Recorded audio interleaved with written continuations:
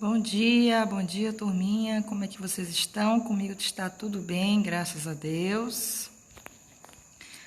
Vamos lá para mais uma quinta-feira abençoada, em nome de Jesus. Então, nessa oportunidade, vamos orar, vamos agradecer a Deus por mais um dia que o Senhor nos proporcionou. Vamos lá? Fecha os olhos aí comigo, vamos orar e agradecer a Deus.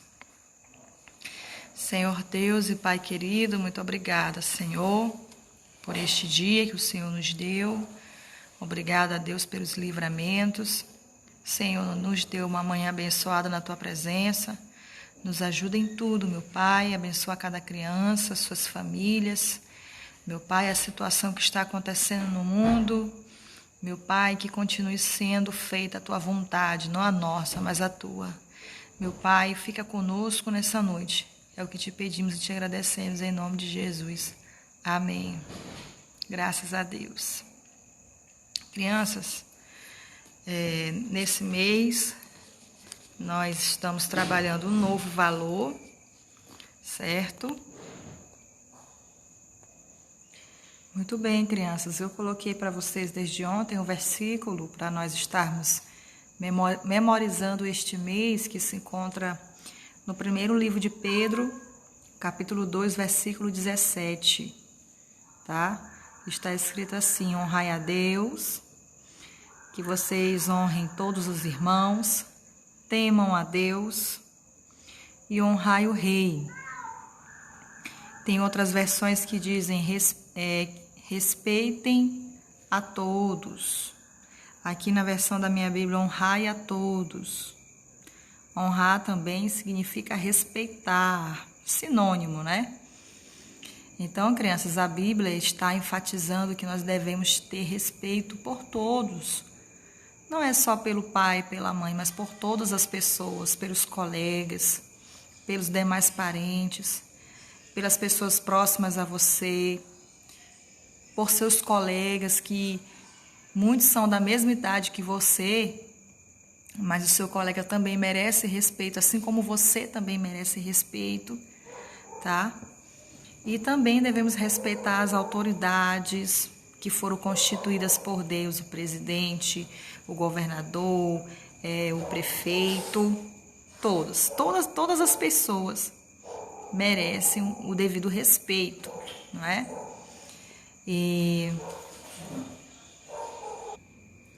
Então é o mandamento da palavra de Deus, no qual nós devemos respeitar a todos. E isso é muito importante, Deus se agrada, né? E sou feliz porque cada um de vocês são crianças respeitosas, são crianças obedientes, são crianças que não nos dão trabalho em sala de aula, pelo contrário, são crianças que contribuem com as nossas aulas, com as nossas atividades. Então, que Deus possa continuar abençoando vocês poderosamente, tá bom? Então, vamos aqui dar prosseguimento para a aula de história. Nós vamos falar aqui sobre as cidades nos tempos de ouro, tá? Nós vamos falar sobre o ouro. Já falamos sobre o primeiro produto que foi tirado aqui do Brasil, que foi comercializado de Portugal para outros países, que foi o pau-brasil.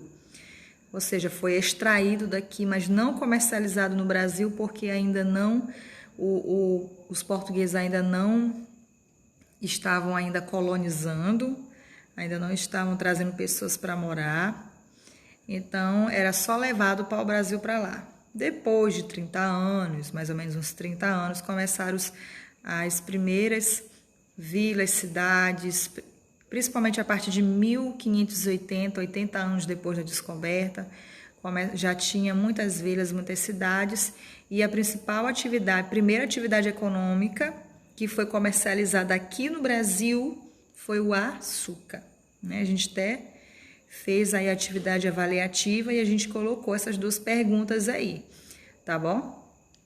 Então, depois do açúcar, agora nós vamos ver outra atividade econômica que trouxe lucro para o Brasil, que trouxe lucro para os portugueses, tá bom? que foi no caso o ouro, tá?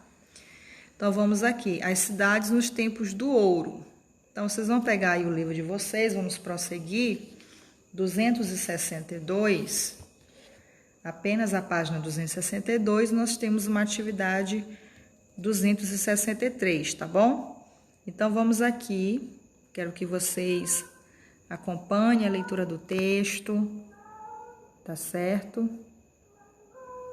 Para que vocês possam entender melhor, porque quanto mais a gente lê, eu tenho enfatizado muito para vocês, quanto mais a gente lê, mais nós compreendemos melhor o texto, mais vamos também escrever bem melhor, você vai se lembrar das palavras, como é que elas se escrevem, tá certo? Então é muito importante que você tenha esse hábito de leitura, tá bom? Então vamos lá. Algumas atividades econômicas praticadas durante o período colonial, enquanto o Brasil era colônia, ou seja, Brasil era domínio dos portugueses, tá? O Brasil ainda não era um país independente. Então, influenciaram o desenvolvimento de cidades no interior do território brasileiro, tá? Então, vocês lembram que ontem nós falamos que as primeiras vilas e cidades eram no litoral brasileiro, tá? No litoral, onde ficam as praias. Agora aqui, os portugueses começaram a ter uma preocupação de que o interior do Brasil fosse explorado, tá? Regiões mais distantes do litoral, tá bom? Então, a mineração. A mineração é um tipo de extrativismo, tá? A mineração é um extrativismo mineral. Você extrai ouro, ferro, cobre, tá? Essas substâncias, elas são tiradas do solo. Tudo que é tirado do solo é extrativismo mineral, tá certo? Então, vamos lá. A mineração, por exemplo, contribuiu para a fundação de vários núcleos urbanos e para a ampliação dos caminhos que levavam ao interior do Brasil. Então, a mineração aqui, no caso, são as minas, tá? Bem no início aí da colonização do Brasil, lá no interior do Brasil, regiões mais distantes do litoral, o Brasil também se tornou um dos países também mais desenvolvidos nessa área da mineração, de minas, da extração do ouro, tá? Então, a atividade mineradora teve início no final do século XVII, quando foi encontrado ouro na região onde nos dias atuais fica o estado de Minas Gerais. Olha aí, daí o nome desse estado, né, crianças? Minas Gerais. Então, nesse estado, que na verdade hoje é o nome Minas Gerais, então esse nome originou desde essa época, tá? Mais ou menos dessa época aí. Então, em Minas Gerais foi encontrado um ouro, tá? Então, as pessoas, elas começaram já havia o povoamento no litoral brasileiro, já havia vilas, cidades, então as pessoas ficaram interessadíssimas em se mudar para Minas Gerais para encontrar ouro e, consequentemente, ficarem ricos, tá? Que se tornassem pessoas bem mais sucedidas, tá? Então, ao longo do século XVIII, diversas minas foram descobertas, tá? E muitas pessoas migraram para a região. Então, saíram do litoral brasileiro, tá? E foram para o interior do Brasil na esperança de quê? Enriquecer, como eu havia falado para vocês, de ficarem ricos, e enriquecer com a extração do ouro. Nessa época, a mineração tornou-se uma importante atividade econômica no Brasil.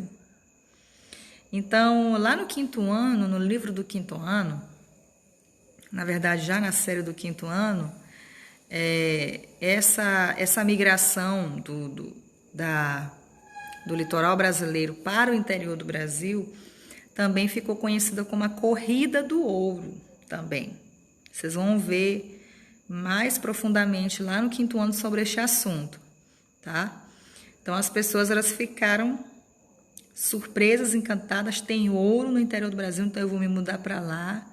Vou com o intuito de ficar rico também, porque tem muita gente achando minas de ouro, então eu também quero ficar. Então muitas pessoas se mudaram para Minas Gerais, tá? Com o intuito de enriquecer-se. Então, com o passar do tempo, o ouro se tornou também uma atividade econômica, tá? Primeiro foi quem? O pau-brasil, tá? Só que esse produto era comercializado fora, não no Brasil, mas a primeira atividade econômica do Brasil foi o açúcar. Depois do açúcar veio que? O ouro, tá? O ouro, gente. Se tornou uma atividade econômica. Então, os outros países começaram a saber dessa notícia, também queriam ouro. Então, Portugal passou a comercializar esse ouro para outros países, tá bom? Então, a nação brasileira também ficou conhecida também como a nação que tinha muitas minas, muito ouro. A nossa nação começou a ser conhecida em outros países como uma nação próspera, uma nação com muitas riquezas, uma nação com muita diversidade, tá?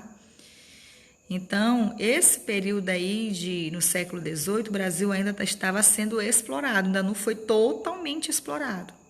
Mas no século XVIII que eles descobriram que no Brasil não tinha só plantas diversificadas para comercialização, mas também tinham ouro, né? Outros tipos de minérios também que poderão futuramente serem comercializados, que na verdade é até hoje, né?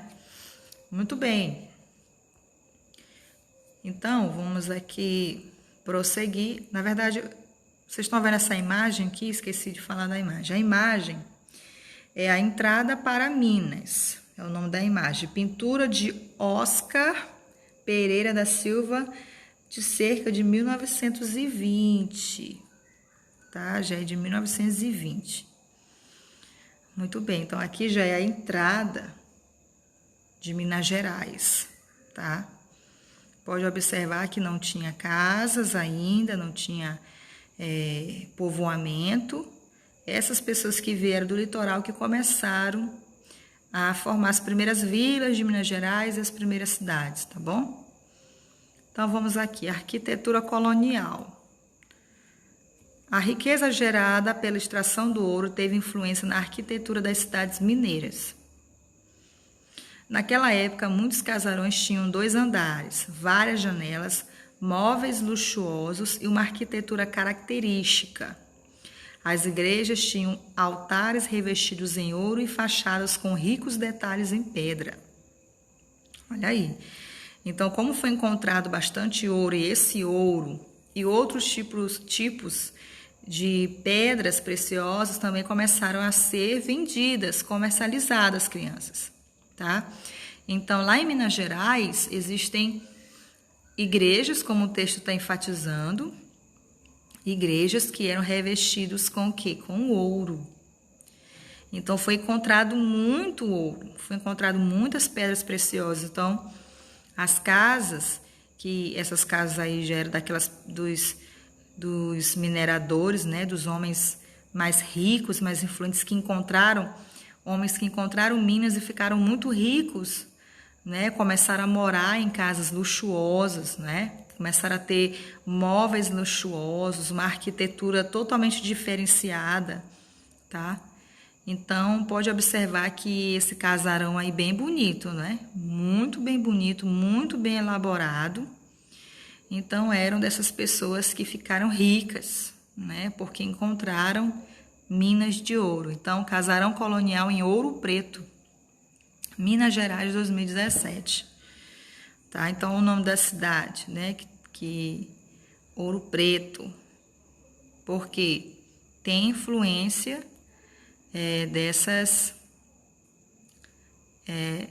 desses tipos de minérios que foram encontrados, que no caso o ouro e outros tipos de pedras preciosas, tá bom?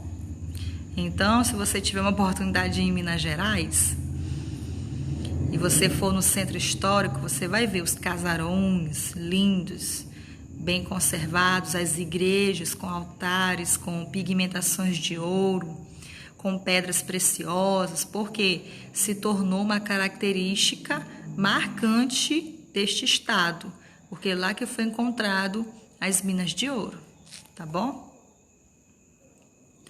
Na outra página, vocês têm aqui umas atividades, observe a imagem a seguir. Então, vocês estão observando aqui a igreja? É uma igreja, altar revestido em ouro. Olha aí, ó, esse altar.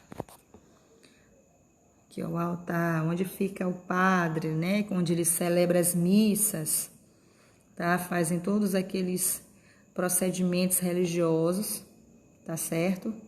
Então, altar revestido em ouro da igreja matriz de Nossa Senhora do Pilar, em Ouro Preto, Minas Gerais, 2008.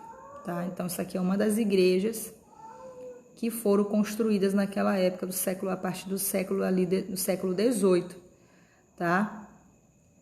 Crianças, olha como é muito bonito. Então, essas igrejas que são bem mais antigas lá de Minas Gerais, elas têm todo esse revestimento de ouro, de pedras preciosas, tá bom? Aí vocês têm umas perguntinhas aí. Letra A, o que essa fotografia retrata? Tá? O que vocês estão observando aí?